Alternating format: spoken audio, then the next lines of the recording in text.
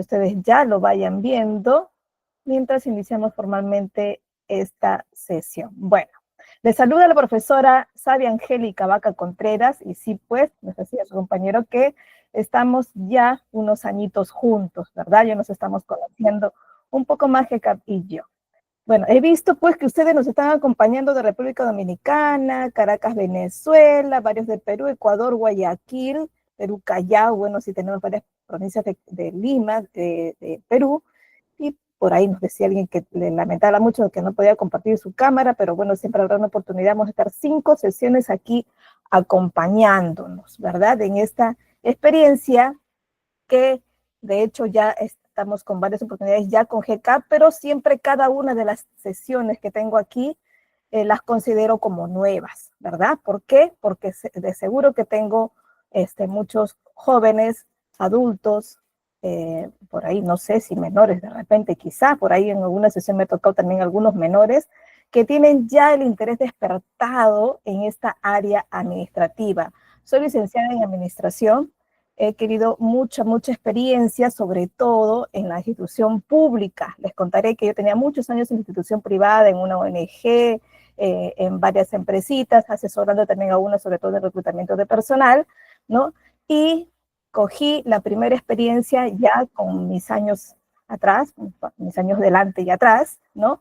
En la institución pública. Y me doy mucho gusto tener esta experiencia ya bastante acumulada en ella. Es una experiencia, ustedes les voy a contar en el transcurso de las 5 sesiones en vivo que vamos a tener, cuáles son las grandes diferencias entre trabajar en una institución pública y privada. Todos tienen su ética, en todo trabajamos pensando en el servicio a los demás. Los que trabajamos en institución pública nos consideramos y somos definidos además legalmente como servidores públicos, ¿no? ¿Por qué? Porque no vendemos algo en contrapartida, no damos algo en contrapartida de dinero, ¿no? Sino que se da el servicio y se obtiene en contrapartida la satisfacción de este usuario. Y es lo que tenemos que pensar para todo, ¿verdad? Hoy, si estamos ya en una empresa o nos vamos a involucrar en una empresa donde sí hay fines de lucro, por supuesto, porque el emprendimiento tiene que tener ganancias, ¿no? Y dentro de eso tenemos que pensar primero en qué experiencia le damos, qué servicio le damos, y claro, también con un producto o servicio detrás, ¿cierto?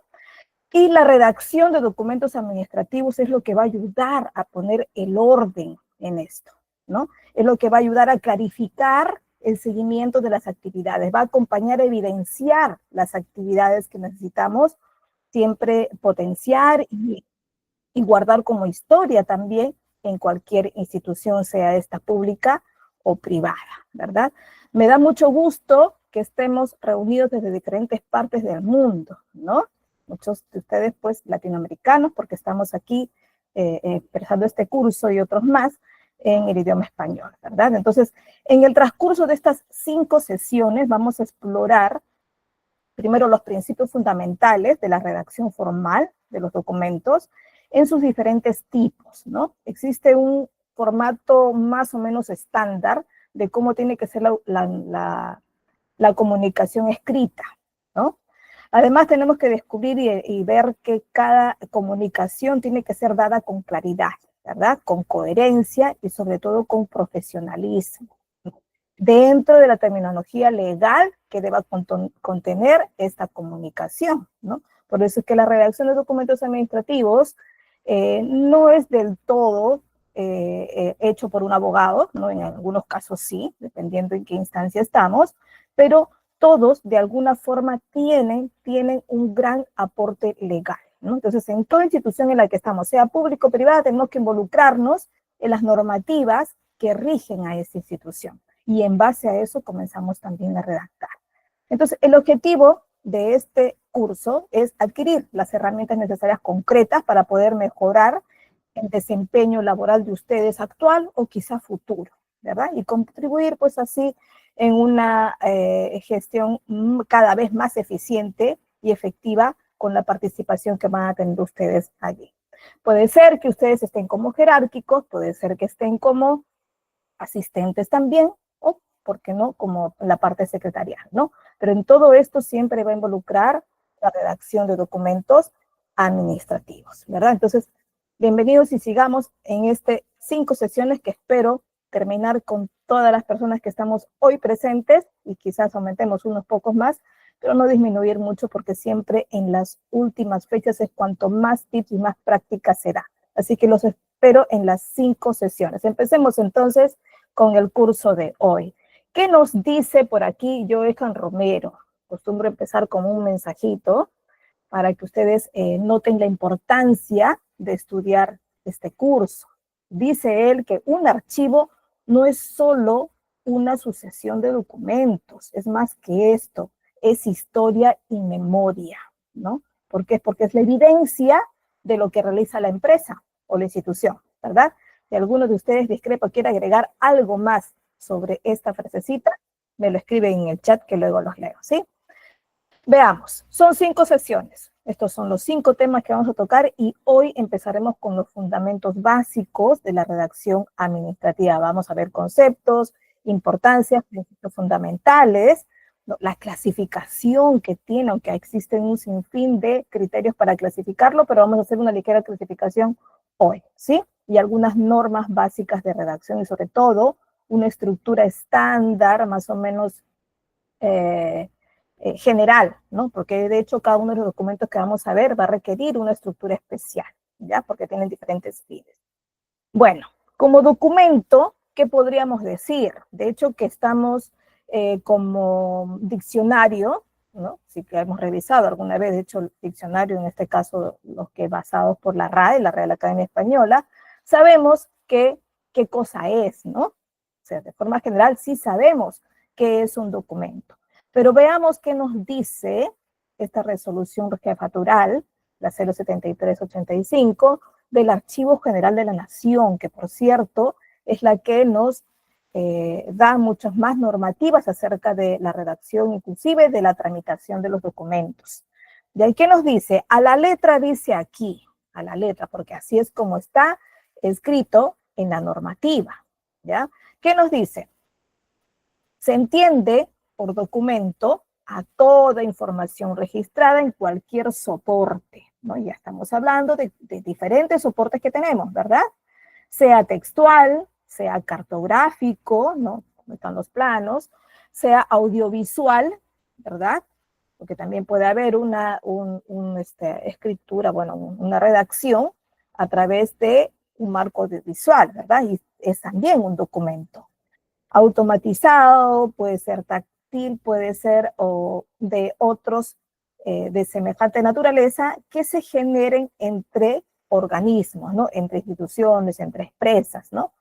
Y reparticiones del sector público nacional también, como resultado de sus actividades, siempre sustentando alguna actividad, siempre en base a un porqué, ¿cierto? Va a depender mucho de los objetivos de la institución o de la empresa. Entonces, desde este punto de vista general, de hecho, se define, pues, el documento como un script, ¿cierto? En el que constan datos fidedignos, de hecho, que van a servir de prueba, de testimonio, y que va a proporcionar una información relevante, una información importante, ¿no?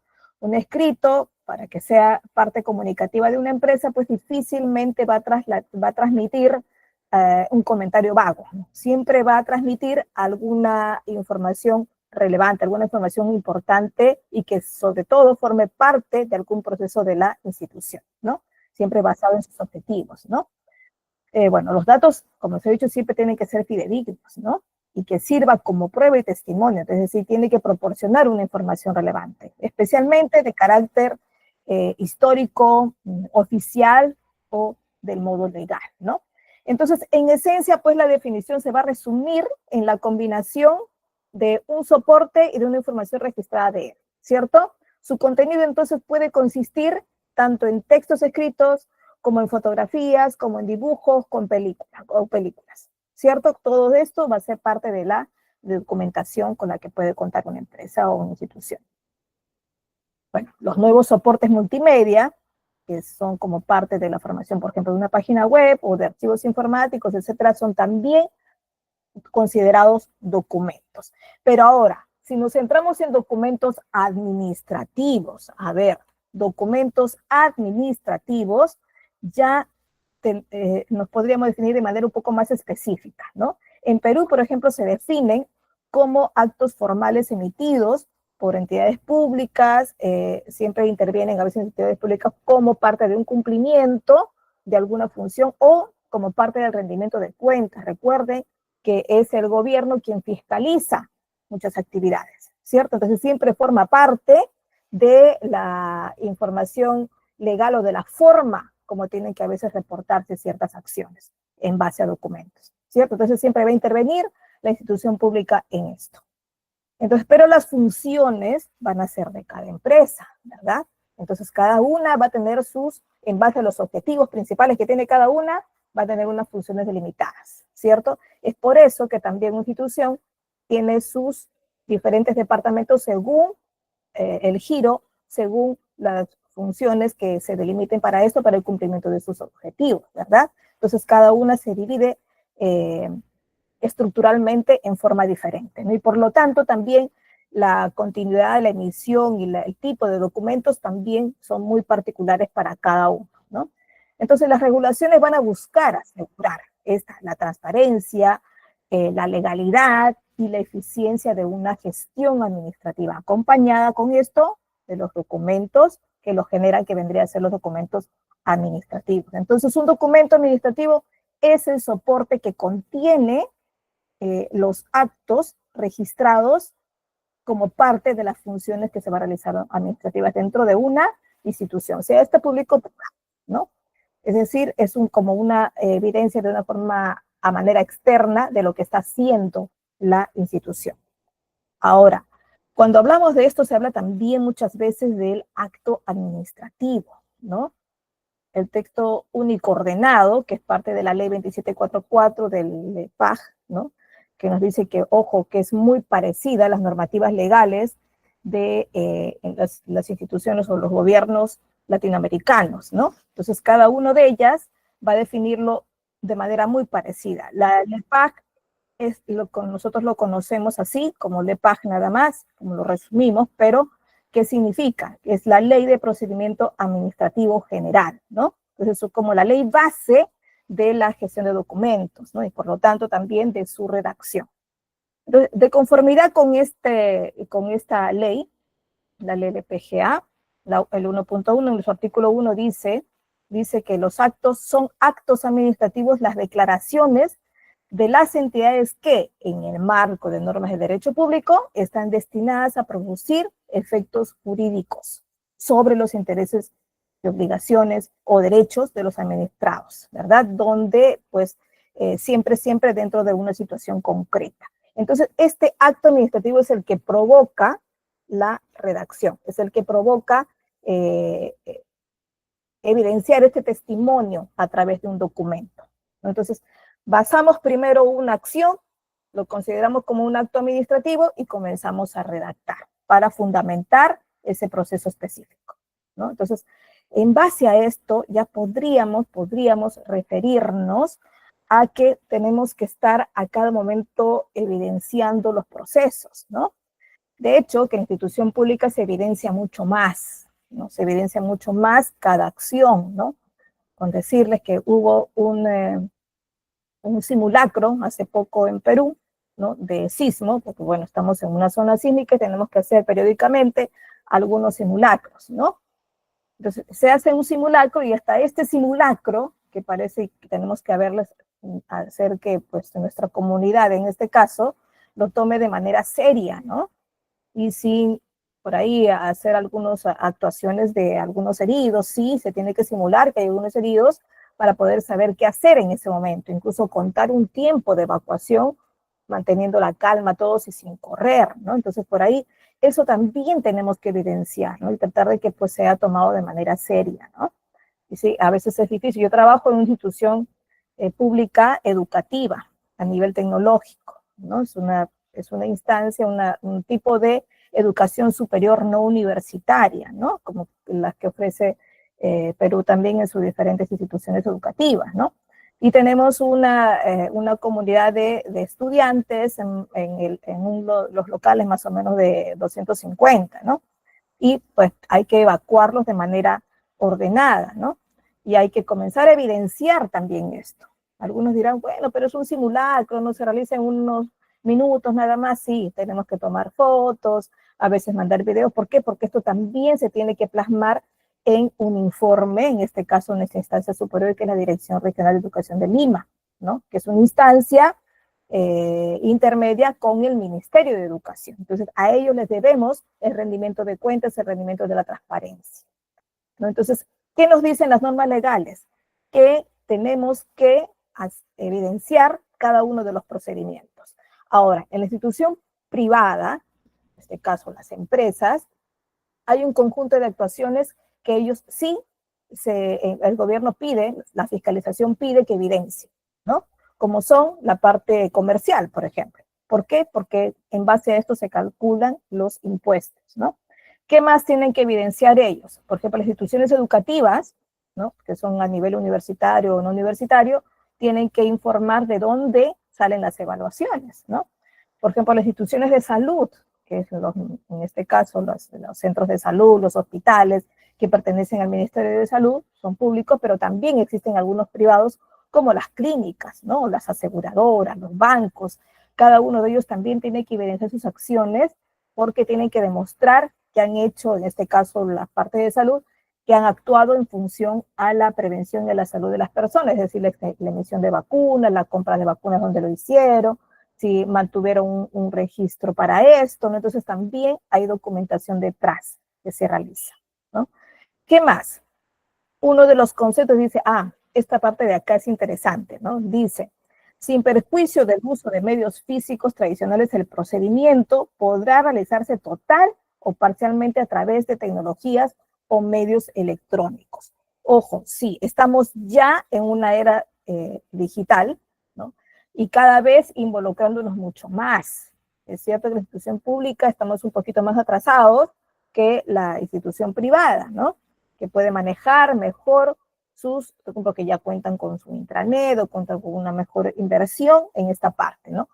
Pero la institución pública, a raíz de la pandemia, pudo estar mucho más adelante a la carrera. Claro, en un año tuvieron que crear una gran cantidad de soporte, una gran cantidad de aplicativos, herramientas, plataformas que ayudaran a la parte educativa, a la parte de salud y a la parte de las finanzas, ¿no? ¿Por qué? Porque había que controlar algunas acciones, ¿no? Mientras estábamos todos trabajando desde casa, ¿no? Entonces, pero todavía, bueno, desde el año 2017 se inicia la transformación digital, ¿no? Con la modernización digital a través de varias instituciones. Pero ¿qué pasó? Todavía no se crea, no se tiene al 100% ganado esta digitalización. ¿Por qué? Porque los documentos todavía, en muchos casos, se tienen que redactar de manera física, es decir, claro, utilizo una computadora, redacto por ahí el documento, ¿no? Pero cuando tengo que firmarlo, no puedo recortar y pegar mi firma, porque no es una firma digital. Si yo escaneo bonito mi firma original, hago mi rúbrica en un papel, lo escaneo bonito, lo recorto y lo pego, esto ya no es una firma digital, es una copia de mi firma, ¿no? Entonces, eso fue una gran sorpresa para después de 2020, cuando decimos, uy, ¿por qué mis documentos ahora ya no valen? ¿No? Porque en el 2020, ¿por qué sí valían? Porque los decretos de urgencia que se crearon en aquel entonces nos permitía hacer eso mientras tanto, mientras duraba la pandemia. Pero después dijimos, no, ya no es eso una firma digital, porque legalmente no lo es, porque cualquiera podría tomar copia de una firma y pegarla, ¿no? Inclusive esto es bastante peligroso, fue bastante peligroso en aquella época. Pero ya sabemos hoy en día que una firma digital tiene que estar vinculada sí o sí con nuestro documento nacional de identidad y registrado dentro del organismo que se encarga de registrar esta, que vendría a ser la RENIEC, ¿no? En Perú es la RENIEC, que se toma la registro. ¿Y cuál es el documento nacional de identidad? En este caso Perú es nuestro DNI, ¿no? Que por cierto existe ya el DNI electrónico, pero que todavía no está considerado obligatorio para todos. De hecho que los gobiernos tenemos varias instancias, ¿no? Uno es el gobierno central, que es donde está la presidencia de la República y sus ministros. Luego están los gobiernos regionales, ¿no? Que atienden o toman parte del gobierno central, pero en diferentes lugares, ¿no? Dividiendo un poco políticamente el país, ¿no? Y luego están los gobiernos locales. De hecho, que ya hasta los gobiernos regionales ya están digitalizados las firmas y se crea la obligatoriedad de ellos, sobre todo los jerárquicos, de tener un DNI electrónico y vincular su firma digital con ello, ¿no? En cambio, los gobiernos locales o distancias menores todavía no están totalmente obligados. Algunos jerárquicos sí y otros no. Entonces, mientras esto ocurra, todavía tenemos que tener parcialmente la utilización, en este caso de las tecnologías, para poder elaborar documentos que en este caso sean considerados legales, ¿no? ¿Qué más tenemos que considerar? Tenemos que considerar que el procedimiento administrativo electrónico debe respetar todos los principios y derechos y garantías del debido procedimiento. Tiene que garantizar que un documento sea elaborado legalmente, que contenga información legal, ¿no? No puedo con un informe enviar a algún superior o inferior de repente, ¿no? Diciéndole que esto me han contado que sucedió así, ¿no? De acuerdo a la versión de tal persona, sucedió así, ¿no? Así esté informado de manera muy casi profesional en la redacción, en las palabras, ¿no? No termina siendo una verdad. Es casi como un chisme, porque no evidencia de dónde salió. Entonces tenemos que ser un poco más convincentes en lo que decimos y probar, ser también un medio probatorio. Este documento tiene que ser un medio probatorio de lo que se está contando, de lo que se está diciendo. ¿Verdad? Entonces le digo, bueno, puedo decir, aumentaron la cantidad de matrículas en un 70%. Tengo que mostrar el cuadro, ¿no? Y además en la fuente poner de dónde salió cada información. Entonces, mis cuadros estadísticos van a indicar una fuente de dónde salió cada información para que sea elaborada esa estadística. Entonces, tengo que evidenciar. Para eso son los documentos. No son para contar lo que estoy suponiendo que debe ser, ¿no? Sino que además tengo que poner sustento dentro de ella. ¿Qué más? Nos dicen que los actos administrativos realizados a través de medios electrónicos poseen la misma validez y evidencia jurídica solo, ojo, si las firmas digitales y documentos generados terminan siendo legales. Y es lo que les había dicho. Tiene que ser considerado una firma digital. Vamos a ver, de hecho, ejemplitos más adelante de cómo es un documento con firma digital, ¿verdad? Quizá ustedes ya lo conocen, muchos de ustedes, pero vamos a verlos de todas maneras. Bueno, los documentos entonces deben tener características básicas, ¿cierto? Tenemos que, para ser considerados pues documentos reales o que realmente van a contar una historia importante para la institución, entonces, o la empresa, vamos a saber que tiene que contar con unas características, ¿cierto? Uno, tiene que tener información relevante. Es decir, los documentos deben contener información que sea útil y necesaria para llevar a cabo actividades o procesos administrativos dentro de una organización, sea esta pública o privada, ¿cierto? Además, tiene que ser evidencia y registro, es decir, los documentos deben actuar como una evidencia escrita, lo que les había dicho, de cada transacción que se va haciendo, ¿no? Cada decisión que se va tomando, cada acuerdo que de repente ha sido consensuado, de las políticas nuevas que puede lanzar una institución, hasta cuando dicen hemos cambiado el horario. No, siempre hay un por qué se cambia el horario. De repente los reglamentos indican que este horario tiene que ser consensuado, ¿no? Con los trabajadores, sobre todo en la parte privada, donde sí podría consultarse a los trabajadores. Pero en la pública no, tenemos que ceñirnos a lo que nos indican las normas según cada tipo de contrato que tiene cada persona, ¿no? En este caso, cada colaborador, ¿no? Pero bueno, esas políticas a veces suelen cambiar y muchas veces son consensuadas, es decir, acordadas con cierto grupo de personas, ¿no? Entonces tiene que evidenciar este acuerdo, pues, ¿no? De repente sometida a votación, no sé, tiene que estar evidenciado cómo fue la votación. Y de esta manera termina siendo evidencia y registro de una decisión. Forma parte de todas maneras de una comunicación. Un documento es base para la comunicación, ¿no? Entonces los documentos van a facilitar una comunicación tanto interna como externa, ¿cierto? Dentro de la organización o fuera de ella con otras instituciones, ¿no? Pueden ser utilizados para transmitir también instrucciones, es decir, para transmitir órdenes, ¿por qué no? También, ¿no?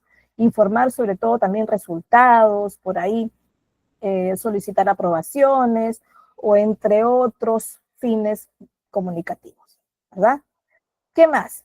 Es parte de la gestión y control, es decir, una gestión adecuada de los documentos va a incluir la creación, el almacenamiento, la recuperación, la distribución, la disposición también para las áreas que lo necesitan, ¿no? Es decir, los documentos pues deben ser gestionados de manera que tal que asegure la disponibilidad de estos, ¿no? No es para que te llega y ya lo guardas, no, sino que además tiene que estar tan organizado, tan ordenado, inclusive ahí existen hasta catálogos completos de toda la documentación que tiene para que la búsqueda sea rápida porque en algún momento se va a necesitar evidenciar o revisar algunos documentos, ¿no?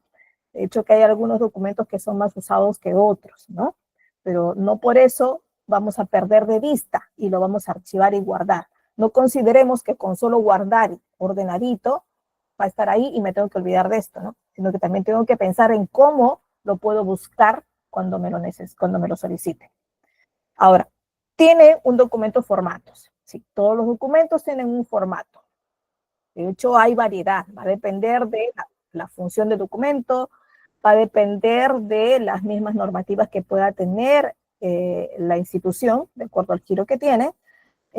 Puede ser que esté también como parte de su manual, porque hay instituciones y empresas que tienen un manual de procedimientos administrativos, ¿no? Y dentro de ellos también pueden explicar que hay ciertos documentos que tienen que seguir un formato, ¿no? Que por la institución educativa que yo trabajo, hay documentos que son oficiales, como son los certificados de estudio, los títulos, eh, algún tipo de constancia, ¿no? Y a ver, ¿qué más? Los registros de evaluación, todos estos, hay algunos de ellos que son normados ya, en este caso por la normativa peruana, ¿no? Nos regimos nosotros para esto de los lineamientos académicos generales, ¿no? Que rigen la emisión de algunos documentos en las instituciones universitarias y las no universitarias tecnológicas también, ¿no? Entonces nos seguimos a esto. Un título no puedo decir, yo quiero que vaya a este costado, el del director, y que lo firme además otra persona, ¿no? En este caso, solo lo firma Dirección General, ¿no? En la parte de adelante y de atrás va un código, en esta parte va la foto de tal tamaño, ¿no? Y por ahí puedo ponerle algún formatito muy general mío, pero no puedo poner grandes colores, ¿no? En un título sobre todo. Entonces, estos formatos que son definidos por la ley, pues sí, así lo saben. Y los otros documentos que se generen, puede crear la misma institución sus propios formatos, ¿no? Entonces, eso también. Ahora, para que sean digitales, pues sí, tiene que haber una firma digital, si no, no se considera, ¿no? Bueno, en base a esto, también hablamos de los archivos, ¿verdad? ¿Qué es un archivo? Bueno, esto es mucho más fácil. Un archivo es, de hecho, es un grupo de documentos, ¿cierto? Y forman parte de una gestión documental y administrativa, ¿no? Entonces, este conjunto organizado de documentos que pueden ser creados, pueden ser recibidos, pueden ser también emitidos fuera, también, ¿no? Y forman parte de toda una documentación que a veces va ligada una con otra, ¿verdad? Y cuando va ligada uno con otro y se comienzan a organizar, sobre todo por funciones, en algunos casos por fechas, en algunos casos en orden alfabético, dependiendo del criterio que me ayude en esta organización, y comienzan a agruparse, ¿verdad? Este grupo, ya ven, ese grupo de documentos vendrían a ser los archivos, ¿cierto? ¿Qué características? Vamos a ver las características que puede tener los archivos. Uno, que esté basada en una organización. Es decir, los documentos dentro de un archivo están organizados justamente de acuerdo a algún criterio especial que permita su clasificación, que permita su ordenación y sobre todo la facilidad para acceder a ellos y recuperarlos en algún momento, ¿no? ¿Qué más? Se basa en una conservación, es decir, los archivos son conservados durante un periodo de tiempo determinado, según las políticas, según las normativas vigentes, antes de ser eventualmente transferidos a un archivo histórico o transferidos a otra instancia donde quizá se quede definitivamente, ¿no? Entonces, ahora esta conservación, ustedes dirán, uy, pero quiere decir que los documentos cada vez es más creciente y en algún momento voy a convertirme voy a tener un lugar donde va a tener una gran cantidad de documentos y quizá no va a entrar en toda la empresa, ¿no? O en la institución. De hecho, que también hay documentos que se van a poder eliminar, ¿no? Se dice que cada 5 años, algunos, por ejemplo, los primeros que se eliminan son los memorándums, que son para convocar reuniones, pero a veces son tan importantes esas reuniones y son sustentadas con una convocatoria que hasta se guardan, pero ya no el físico, sino se guarda el digital, ¿no? Para eso también hay cierto trámite, no porque lo escaneo, ya lo tengo escaneadito, lo elimino, ¿no? Sino que además tiene que haber un documento que diga por qué eliminé esta lista de documentos, ¿no? Y tiene que haber una autorización de la eliminación, ¿no? Entonces, frente a esto, pues siempre estamos dándole un valor también a cada uno de los documentos, ¿no? De acuerdo al valor es que decidimos también la eliminación de los mismos. Ahora, el valor no nos dice que un documento es más importante que otro. De hecho, que tenemos, si se habla también de jerarquía de documentos, ¿no? Por ejemplo, un memorándum, se habla que tiene una jerarquía menor que un informe, ¿no? Una resolución, que es un documento máximo de una institución, resuelve de hecho algo, es un documento máximo y no puede ser eliminado o corregido o reemplazado por un memorándum por informe, ¿no? Esa es la jerarquía de la que se habla. De hecho que sí tiene una importancia en la decisión que toma cada uno de los documentos, sí, pero cuando hablamos de valor de documentos, hablamos de dos fases sobre todo, o de tres ya, de un valor primario, de un valor secundario y de un valor histórico, ¿ya? ¿Por qué? Porque el valor primario me dice que es un documento o un archivo, un grupo de documentos que cumplen funciones más frecuentes, ¿no? Acompañan a funciones administrativas y operativas más actuales, más vigentes y que los uso frecuentemente, ¿no? Un valor secundario es el que me apoya a una investigación, por ejemplo, ¿no?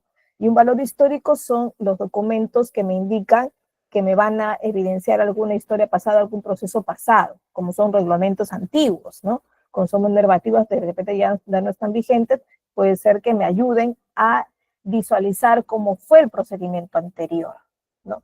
Que no los uso frecuentemente, por eso es que son secundarios o históricos, ¿no? Y los que sí tendría que tener a la mano son los que se usan frecuentemente, como son los primarios, sobre todo los que están elaborados en el último año, ¿no? Que a veces son los que más se pueden consultar, ¿no? ¿Qué más? Tenemos tipos de archivos, ¿no?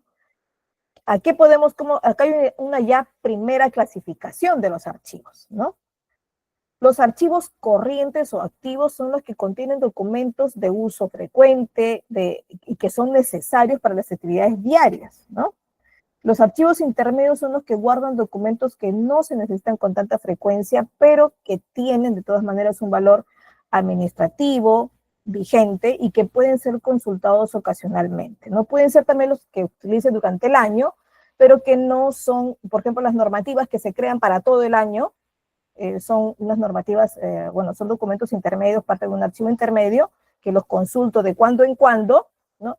Pero que no los estoy utilizando todos los días, ¿no? Lo que utilizo todos los días puede ser de repente mis inventarios, pueden ser mis catálogos, pueden ser de repente los informes técnicos que me avisan y me dicen cómo voy a proceder a alguna actividad específica que se está realizando frecuentemente, ¿no? Entonces, estos son los corrientes activos o los intermedios también. Y los archivos históricos son los que conservan documentos que no tienen un valor actual, que no tienen un valor administrativo. Por ejemplo, las normativas legales o reglamentos internos a veces de las instituciones que son de años pasados, pero que nos dan referencia de cómo se realizó, ¿no? Por ejemplo, a nosotros nos pasa en la institución educativa que hay jóvenes que no se titularon en el año que terminaron. Por ejemplo, terminó el año 2020, luego inició un proceso de titulación 2022, no lo terminó, y en este año 2025 se quiere titular. Entonces, ¿en qué se quedó? Tenemos que revisar, ¿no? Primero su historial académico se revisa, vemos en qué año se quedó, en qué parte de la titulación se quedó. Por ejemplo, si se quedó en un examen, ¿no? Y vemos si aprobó, y fue en el año donde la normativa decía que esto estaba vigente, entonces se le considera aprobado y se procede luego a la normativa de registro del año 2025, ¿no? Quizá necesite algún trámite más que hacer porque se ha creado un trámite posterior, entonces sí se tiene que regir a la normativa de su año 2021-22 que inició su titulación y con la normativa 2025. Entonces tenemos que revisar la normativa 2021-22 en el año en que inició su titulación. Entonces de esa manera nos sirve los archivos históricos, ¿cierto? Bueno, entonces estamos clarísimos, estamos claros que la redacción administrativa es súper importante para la realización con la gestión propia administrativa de una institución, ¿verdad? Sea esta público o privada. ¿Por qué? Porque nos va a permitir una comunicación clara y eficiente, ¿cierto? Los documentos administrativos sirven como una herramienta clave para poder comunicar, evidenciar incluso esa comunicación. Es cierto que tenemos muchas reuniones, conversamos mucho por teléfono, nos enviamos correos electrónicos consultándonos cómo podemos hacer cierto procedimiento, ¿no? Pero esto se puede quedar en las palabras, se puede quedar en un correo informal y no tenemos la evidencia de cómo nos pusimos de acuerdo, ¿cierto? Entonces, en estos casos, como diríamos en nuestro Perú, en la institución pública, el papel es el que manda, ¿no? Y es el que nos va a servir de recordatorio de cómo hemos quedado en realizar este procedimiento. Y es por eso que se envían los informes, memorándums y los documentos que respaldan a esto. Ahora ustedes dirán que un correo electrónico no es formal, no es una evidencia formal, si ahí está, me comunicó y nadie lo puede borrar, además, ahí está el correo electrónico, ¿no? Bueno, un correo electrónico se considera formal, uno, si es parte del seguimiento de un trámite ya iniciado dentro de una mesa de partes virtual, dentro de una oficina de trámite documentario. Ahora, ¿se puede iniciar un trámite documentario a través de correo electrónico? Sí, solo si es que este correo electrónico permite, luego de solicitado el trámite o de iniciado el trámite, responde con un código de atención, ¿no? Es lo que hace en el Perú, por ejemplo, nuestras empresas de comunicaciones, ¿no? Tenemos acá Entel, Vitel, Claro, y otras más, me parece, ¿no? Entonces, bueno, esto sí, a veces ellos permiten ciertos reclamos, ciertas solicitudes a través de correo y al momento nos envían nuestro código de atención, ¿no? O las aseguradoras también que nos permiten hacer estas comunicaciones, ¿no? Entonces, solo en estos casos cuando responden con una codificación de atención, entonces sí, porque solo así podemos hacer el seguimiento también, ¿no? Entonces, esto. Pero si no, termina siendo el correo electrónico como parte del seguimiento o un acompañamiento al trámite inicial. ¿Qué más? Porque la redacción administrativa además nos permite el registro y en base a una documentación que tenemos. ¿Por qué? Porque la redacción de documentos siempre nos invita a ingresarla a un registro de trámite documentario, ¿no? Que tenemos, puede ser que se llame así, oficina de trámite documentario, portal de trámite documentario o una mesa de partes virtual, ¿no? Que ahora tienen muchas instituciones también. ¿Qué más? Es parte de un cumplimiento legal y normativo. También hay reportes que uno hace, por ejemplo, las leyes laborales nos piden que reportemos a cuántos tenemos registrados como trabajadores, ¿no? Entonces, esto también es parte del cumplimiento de las normativas que nos indica la nación, ¿no?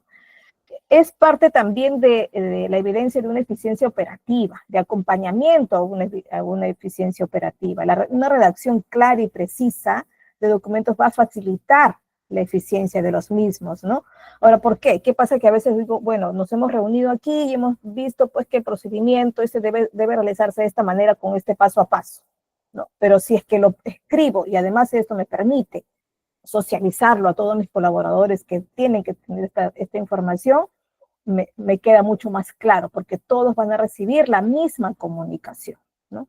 Si envío este aviso a través de un documento, pues para todos queda escrito de la misma manera, ¿no? Y no estoy llamando en un correíto o enviando de manera informal, ¿no? ¿Qué más? Me permite además que forme parte de una toma de decisiones informadas, ¿no?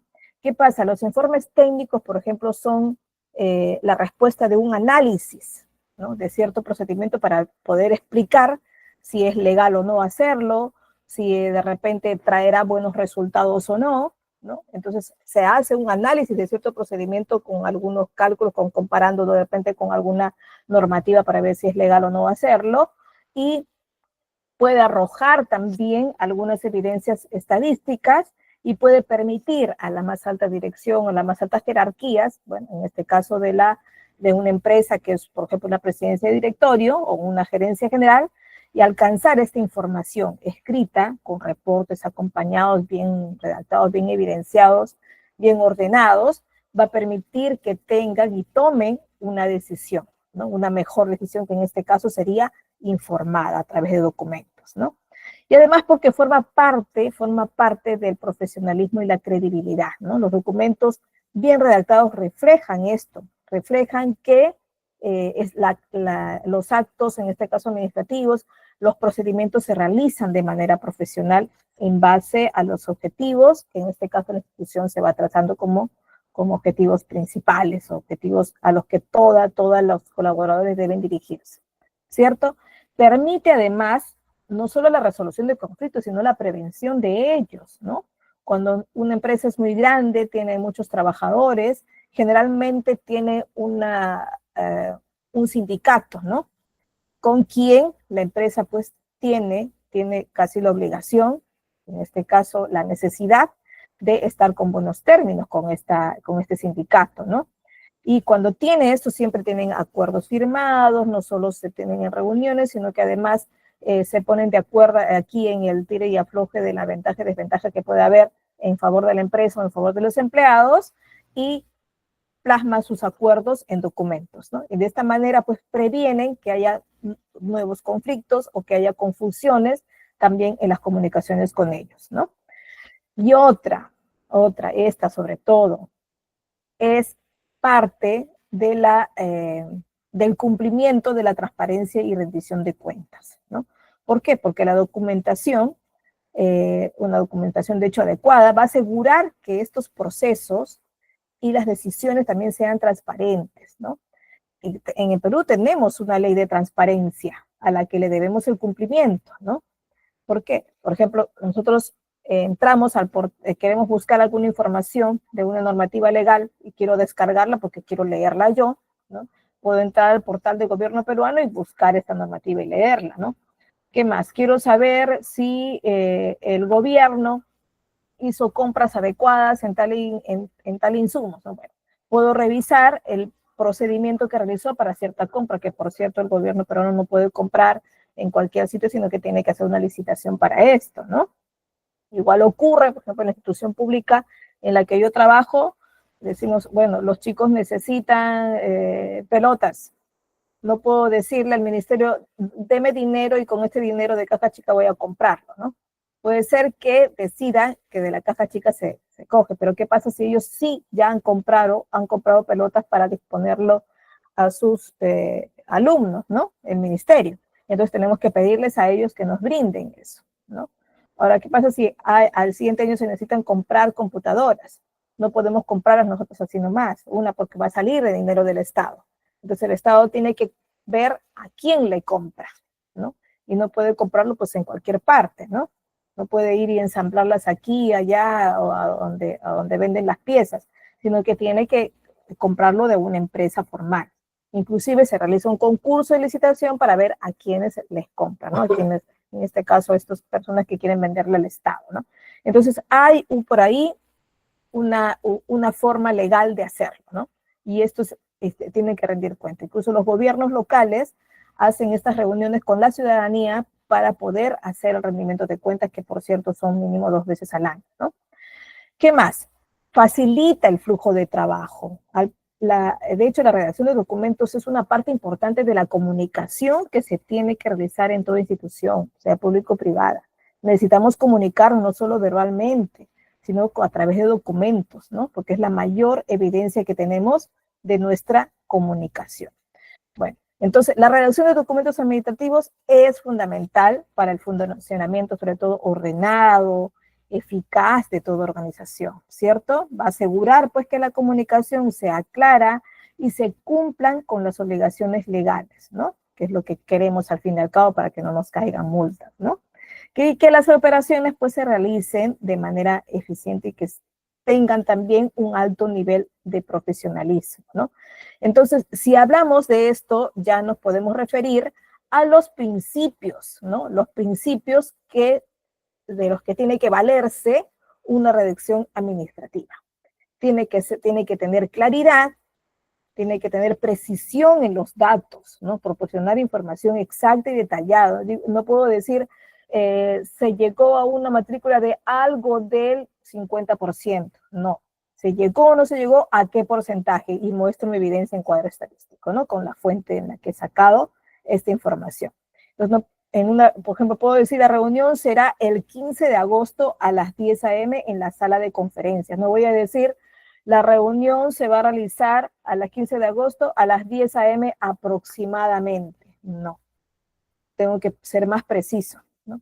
A veces algunos documentos de invitación a una reunión dice la reunión, fecha de inicio, o ponen así como se inicia a las 9, a las 9 están invitados, pero se inicia a las 9:30, ¿no? Y no estamos diciendo que nos vamos a tardar en empezar, ¿no? Es mejor poner, se inicia a las 9:30 en punto, pero pueden ingresar desde las 9, ¿no? Suena mejor. Entonces esto hay que ser mucho más claro, ¿no? Tampoco voy a poner, pues la reunión se realizará lo más pronto posible, ¿no? O de repente ya, he dicho, se va a postergar esta reunión y se va a realizar lo más pronto posible, ¿no? Y tengo que decir, se va a anunciar la nueva fecha el día tal, ¿no? Si es que de repente no sé la fecha, pero lo tengo que decir con exactitud, el día lunes 28 de julio se va a anunciar la nueva fecha de reunión que se ha postergada por tal motivo, ¿no? Entonces, tengo que ser preciso en lo que digo. Conciso también, ¿no? O sea, hay que transmitir la información que sea necesaria, sin redundancia sobre todo, ¿no? Eliminar palabras innecesarias y evitar algunas repeticiones también, ¿no? Por ejemplo, puedo decir, adjunto, encontrará adjunto el informe tanto, ¿no? En lugar de, por ejemplo, le estoy enviando adjunto este correo, este informe al correo electrónico, ¿no? Mejor lo adjunto directamente, ¿no? ¿Qué más? Tiene que tener coherencia, ¿cierto? Tiene que tener coherencia en lo que voy diciendo un párrafo tras otro. A veces voy a contar de repente algo que puede ser un poco más largo, entonces tengo que armar, estructurar estos párrafos de manera ordenada. Siempre me va a servir, por ejemplo, decir, en primer lugar ocurrió tal cosa, y en un segundo párrafo podría decir, además, que sea relevante también para la primera acción, y al final puedo decir finalmente, ¿no? Entonces, de esa manera se estructura mejor lo que voy diciendo, de tal manera que voy creando una coherencia entre párrafo y otro, ¿cierto? Una cohesión también, ¿a qué se refiere que tenga cohesión? Que hay que asegurar pues, que todas las partes del texto estén bien conectadas, ¿no? En la práctica, pues, usar pronombres y sinónimos también ayuda para poder evitar algunas repeticiones y mantener también alguna fluidez adecuada, ¿no? Por ejemplo, podría decir, el informe está listo. Puede revisarlo antes de la reunión. En lugar de decir, el informe está listo, el informe debe ser revisado antes de la reunión. Estoy diciendo de repente 2 veces el informe, ¿no? ¿Ya para qué digo nuevamente el informe? ¿No? Directamente debe ser revisado antes de la reunión, ¿no? Sin repetir esta palabra. Tenemos que ser formales en la redacción. Recuerden que no está bien. En una empresa, en una institución, podemos tener amigos, sí, y no por eso nuestra comunicación con este amigo, que de repente es una jerarquía mayor a mí, ¿no? Y no lo puedo tutear, no puedo decir, hola, ¿cómo estás? ¿No? Ni en un correo. Tenemos que, si un correo está utilizado para ser utilizado de manera institucional, entonces tengo que poner un saludo diferente y no un hola nada más, ¿no? Un hola o hi amigo, pues se lo puedo decir cuando estamos conversando entre amigos y si es posible fuera de la oficina, ¿no? Ya cuando estamos en oficina es otra cosa. Sobre todo en la institución pública se pide esta mucha formalidad, ¿no? Evitar jergas de hecho, pues, ¿no? Coloquialismos también, algunas expresiones informales, ¿no? Y mucho menos, pues, bueno, a veces en el WhatsApp sí se reduce un poco esta forma de las palabras, ¿no? Y aún así también a veces se crean grupos de WhatsApp, ¿no? Para ser utilizados de manera institucional y allí también se tiene que velar por la formalidad, ¿no? Entonces, mantener también un tono profesional y respetuoso. Siempre cuando se abre un grupo de WhatsApp se tienen que crear incluso algunas normas básicas de comunicación dentro de ella, ¿no? Se tiene que, no solo por guardar el respeto, porque yo sé que al momento de actuar de forma coloquial, también nos estamos respetando, ¿no? De eso no cabe duda. Al decir un hola, también no estamos faltando respeto, sino que le estamos quitando la seriedad de la comunicación que se tiene en ese momento con la empresa, ¿ya? Y se invita un poco más a la amicalidad que a la misma formalidad de las funciones. Entonces, esto nos indica la formalidad, ¿no? No es que tengamos que fingir ser diferentes en el trabajo que fuera, ¿no? Sino que es parte de, ¿no? Objetividad, sobre todo, bueno, claro, ¿no? Al hacer objetivos tengo que pensar de que lo que digo tiene medio probatorio, ¿no? Y que no necesariamente lo saco de alguna probabilidad de lo que me han contado o de lo que supongo que podría ser parte de. Entonces hay que presentar los hechos de manera imparcial, ¿no? Y sin parte subjetiva, sobre todo, ¿no? Sí, las emociones a veces nos ganan y podemos hablar en base a esto, ¿no? En base de repente con el hígado en mano, con el corazón en la mano y no con la cabeza enfrente. Entonces, por ahí hay que ser muy, muy objetivo en muchos casos, ¿no? Adecuación, ¿por qué? Porque nos permite adaptar el estilo, en este caso, al contenido del mismo documento, ¿no? En la práctica, por ejemplo, considerar quién leerá el documento y ajustar el nivel de formalidad nos ayuda a veces a tener el detalle de esta consecuencia que es la redacción del documento, ¿no? Entonces, por ahí tenemos que pensar cómo adecuamos el documento dependiendo la persona a quien va dirigido, ¿no? Hay saludos incluso y despedidas que son parte de la formalidad de ciertos documentos, ¿no? El documento máximo que se llama la resolución, que es la que sí tiene que tener unas partes como que un poco más frías que otros, ¿no? Bueno, esta consistencia, incluida también en la exactitud gramatical, ¿no? Sobre todo la exactitud gramatical, se tiene que cuidar mucho. Y esto hace que a veces redactemos o nos digan que redactemos algo o que revisemos algún documento. Hay documentos a los que tenemos que a veces darle diferentes leídas de revisión. A veces tenemos unos tipos de lectura incluso, ¿no? A mí me pasa que a veces cuando leo o quiero revisar un documento, de repente un plan de trabajo que me toma 5 páginas, una cosa así, los leo y de primero le doy una lectura de forma, ¿no? Para poder ver si hay hilación entre párrafo y párrafo, si por ahí se ha habido redundancias, es decir, leo a grosso modo la forma como la que está escrita, ¿no? Y si al final se está concluyendo, por ejemplo, ¿no? Esto. Y a veces se me puede escapar la parte gramatical y ortográfica, ¿no? Porque a veces, al menos a mi persona, requiere que le haga una segunda leída a ciertas partes para revisar la parte gramatical, o sea, ver que las oraciones no estén muy largas, que separar por ahí algunos casos con coma, pero ojo, la coma no es pausa para todo.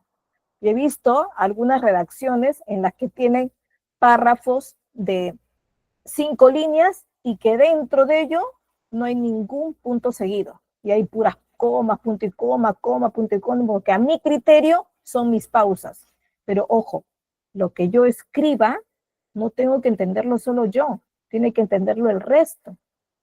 Entonces, si por ahí tengo dudas en que mis pausas no tengo y son 5 líneas que he escrito y no he escrito ningún punto seguido, tengo que ponerle de todas maneras alguno para que una pausa me ayude a entender la idea de algunas oraciones que están dentro de ella. Ya vamos a verlo esto en la parte práctica, por eso es que les pido que no se pierdan hasta la última sesión de este curso, ¿ya? Bueno, empecemos por aquí alguna clasificación de documentos, ¿ya? La clasificación, vamos a ver un poquito más para que no se pierdan lo que GCAP les va a explicar al final, ¿ya?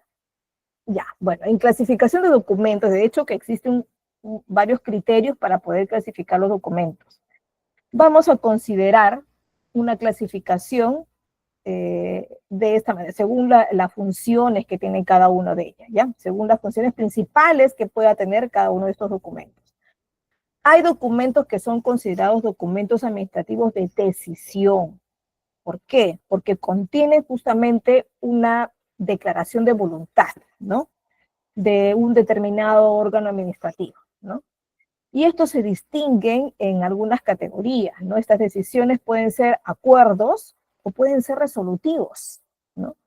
Los acuerdos van a recoger decisiones de un órgano administrativo, de hecho, de larga transmisión, ¿no? Es decir, puede ser interdisciplinario también, o sea, pueden ser varios grupos que se reúnen y toman una decisión, ¿no?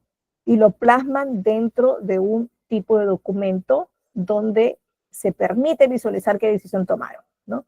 ¿Qué más? Otros pueden ser resolutivos, es decir, que recogen decisiones de diferentes órganos y que a las finales, en base a procesos, un paso a paso, en base a un informe previo de los detalles de cómo se realizó este proceso, resuelven algo. Y resuelven algo que puede ser incluso hasta tomada como una ley en este caso interna de una institución. ¿Qué más? Existen otra clasificación, las de transmisión, ¿no? Vamos a ver acá. Bueno, son de decisión de transmisión, constancia y juicio en términos generales, ¿cierto? Y hablamos dicho de la decisión que pueden ser acuerdos o pueden ser resolutivos. Y los otros, clasificación, son los documentos administrativos de transmisión, ¿no? Y para esto hay dos clasificaciones, ¿no?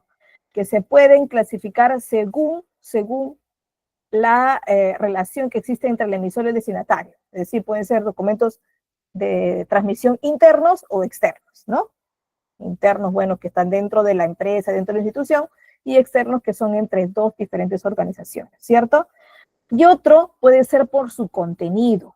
Pueden transmitir información o alguna comunicación especial, pero dependiendo del contenido. Es decir, puede ser una notificación que comunica a algunos interesados en un procedimiento específico, puede ser de publicación, que dan a conocer a los interesados un procedimiento por ahí de acuerdo a una acción, pero que no solo se tiene que notificar, sino que además se tiene que socializar a todos, se tiene que publicar, ¿cierto?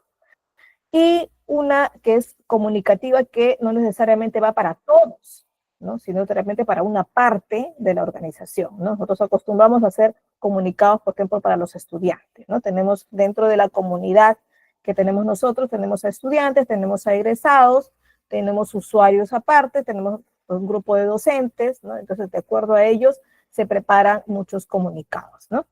¿Qué más? Tenemos documentos administrativos de constancia, y ahí están las actas y certificados, ¿no? Las actas que son bastante comunes para evidenciar lo que se realiza dentro de una reunión, de hecho, una reunión administrativa, ¿no? Y los certificados son documentos que dan fe de un hecho, ¿cierto? Y que son producidos a veces después de un silencio administrativo también, pero sobre todo para evidenciar algún tipo de registro, ¿no? Por ejemplo, los certificados de trabajo, los certificados de estudio, los certificados de algún antecedente, bueno, hay diferentes tipos, dependiendo de la institución que los haga, ¿no? Existen también los documentos de juicio, ¿no? Y estos, por la obligación de solicitarlos, pueden ser los informes, en este caso, perceptivos o los informes facultativos, ¿no? Algunos que no son obligatorios. En el caso de los perceptivos sí son obligatorios, ¿no? De acuerdo a norma. Y los facultativos, pues, son los que no nos obligan, pero que necesitamos hacerlo por tener alguna evidencia de información dentro de la institución, ¿no? Entonces, estos son los facultativos, los que tengo libertad de hacerlo, ¿no? ¿Qué más? Por su vinculación del contenido pueden ser informes vinculantes, donde por ahí genera algún acuerdo, de repente algún proceso que realizan dos o más organismos, ¿no? Y los no vinculantes son los que, bueno, me permiten a mí informar, pues, de manera única, ¿no? Solo una institución o de repente solo una oficina, ¿no? ¿Qué más? Bueno, por el órgano que los emite, ¿no? A quienes los emiten, pues pueden ser internos y en este caso los informes externos, ¿no? Que también son de juicio, también son considerados de juicio.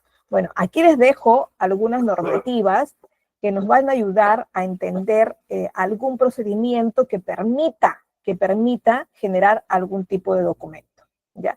Estas son que las pueden ir revisando, algunas que les interese por los temas de cada uno. Y esta es una estructura general. Y con esto termino, chicos, para que se queden con acá para esta noticia que les tiene que dar. Bueno, esto es una estructura general. De hecho, que la siguiente sesión vamos a ver al detalle los diferentes tipos de documentos que hay. Y para ello van a haber diferentes tipos de estructuras. Pero de manera general, todos pues llevan un logotipo, ¿cierto? De la institución pública o también de la empresa privada, ¿no? Generalmente, y esto sí la institución pública siempre lo lleva, en la parte de arriba, el año de denominación que tiene. En este caso, el 2016 fue el año de consolidación del mar de Grau, ¿no? Este año es de la recuperación y consolidación de la economía peruana, pero eso la institución pública sí lo tenemos de manera obligatoria, ¿no? La institución privada sí es un poco más libre de poner esto. Hay una numeración, ¿no? Después de la fecha, de hecho, la numeración. El destinatario, que es importante, y sobre todo, los documentos necesitamos ahora poner el asunto. El asunto es súper importante, porque es la primera leída que le damos al documento para ver, uno, cómo lo clasificamos, y segundo, qué seguimiento se le da, ¿no? Y el cuerpo, que ya es la parte donde se desarrolla la razón de ser del documento, ¿no? Ustedes ven acá que hay una sangría especial en cada uno de los párrafos. En la redacción moderna ya no nos indica que sea esto de manera obligatoria, se tiene para algunos de manera opcional utilizado, pero en la práctica moderna ya no lo hacemos así, lo hacemos todo pegado a la izquierda. ¿Por qué? Porque agiliza mejor la visualización, porque además agiliza por ahí la lectura de eso, porque notarán, por ejemplo, que el último párrafo que dice, aprovecho la oportunidad de reiterar, existe como una no visualización de frente de lo que está diciendo ahí, a pesar de que, bueno, es una despedida simple, sencilla, pero como que se pierde la última línea, la segunda línea, y no encaja con la primera, ¿no? Y por eso es que ahora se tuvo que tener todo pegado a la izquierda, ¿no? Bueno, yo particularmente prefiero así, me facilita más la lectura, estoy de acuerdo más a mi modo de ver, incluso hasta lo siento un poco más ordenado, pero de igual modo todavía se acepta que se hagan con sangrías, ¿no? Y la firma y sello pues siempre se tiene, sobre todo cuando son personas que tienen jerarquía, tienen que tener sí o sí un sello, ¿no? A veces la postfirma también tiene un sello, sí. Vamos a ver ahora después con más detalle cómo son estas postfirmas y las necesidades que tienen que tener estos documentos, algunos que requieren un poco más de jerarquía al momento de emitirlos, ¿sí? Bueno, chicos, hemos llegado entonces a la parte final de la sesión 1 de hoy, que es la parte donde conocemos algunos fundamentos principales para después abordar ya temas, como es el segundo tema que vamos a ver próximamente, que son las técnicas de redacción administrativa que tocaremos ya en la siguiente sesión, ¿ya? Listo, chicos, entonces nos vemos hasta la siguiente sesión, creo que el martes, no creo que el jueves nos vemos, ¿verdad? Por ahí en sus grupos de WhatsApp se los van a recordar, pero me parece que es el jueves que nos vemos.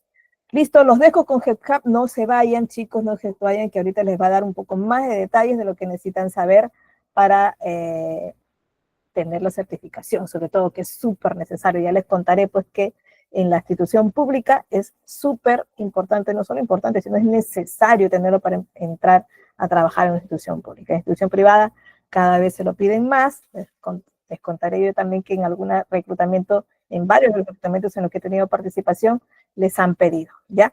Así que nos vemos, chicos, hasta la siguiente sesión. Muchas gracias por su atención. Hasta luego. Muchas gracias, profesora Sabe, muchas gracias por el pase también. Chicos, unos cuantos minutos prácticamente.